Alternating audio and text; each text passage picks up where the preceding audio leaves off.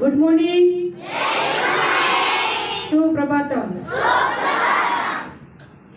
આજ મને જોઈને તમને ખબર તો પડી જ ગઈ હશે બધાને. આપણે બધાને ખબર છે કે આપણા ઘરની અંદર સુપર હીરો તરીકે જો કોઈ હોય તો આપણા મમ્મી. અને આ જે સુપર હીરો જે છે એને ક્યારેક થાક પણ લાગે કે ન લાગે?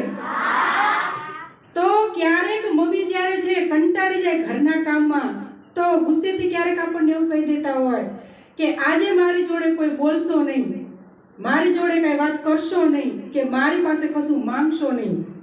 તો એનો મતલબ એવો નથી કે મમ્મી જે છે આપણાથી ગુસ્સે છે, આપણાથી કંટાળી ગયા છે, પણ આનો મતલબ એવો છે કે મમ્મીને થોડોક પ્રેમ અને આરામની જરૂર છે.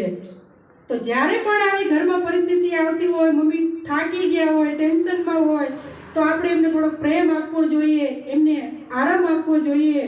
અને સવારથી લઈને સાંજ સુધી આપણા ઘરને સંભાળે છે એવી તમામ માતાઓને આજનું આ મારું બાળગીત સમર્પિત છે.